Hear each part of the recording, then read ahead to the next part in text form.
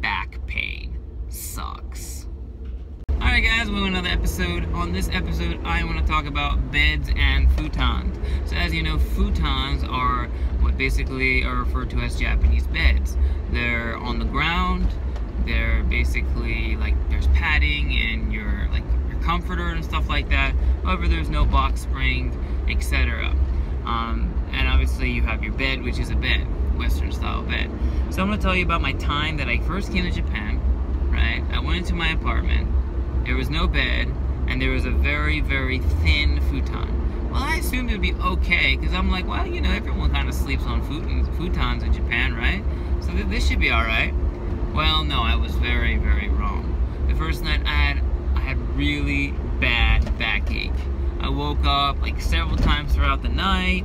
I had just got to Japan. It was bad. I was like, no, I can't deal with this shit. So I look online. I find out there's a close bed store nearby, and I go there. And I'm looking around. They're showing me their beds. And, you know, I don't know how big of a bed I want to get. My apartment's not the super huge condominium that I'm used to. It's very small, so sure enough, I decided to pick a smaller bed than normal, like a semi-double. But the mattress kind of looked kind of good, and I was like, alright, this should be nice. No, not nice. So I take that home, and about 5 months later, it's sagging. Like really bad. I'm talking in the middle, you can feel the wires, and it's like they're penetrating your back more than like the dentist drilling your teeth. Like it was bad. So then I'm like, all right, what can I do? You know, I just spent like $700 on this piece of shit bed. Let me see if I can salvage anything of it. So I decided to go online and look at Rakuten. Rakuten is like this online shopping store that connects you to a lot of different stores, like a portal. And I look on there and I find this like German bed mattress. I make sure the measurements are the same as my bed frame, so I can at least use my frame. And I buy it. It's like $300. Very nice mattress. It was fantastic. It was a lot better than my old piece of shit one that I got from the store. Now granted, it only lasted about 2-3 years, but a lot better than half a year, that's for sure. But then obviously I ended up getting a bigger bed because I wanted a bigger bed. But see, that's the problem. Now some people say, well, okay, well futons are good, you just had a shitty one. And now I can say that, yeah, that was pretty much most of the case. First and foremost, if you happen to have bad back, like, or you have back pain or something like that, do not go and get a soft mattress, because that was a mistake that I made initially, and then I made it again the second time. Soft mattresses provide no support for your lower back. It's absolutely horrible. It's much better to sleep on a hard mattress than a soft mattress. It kind of sounds like counterintuitive, but yeah. So as soon as I went and I got like a harder mattress, you know, my back started feeling a lot better. You know, putting a pillow underneath your knees also helps a lot as well.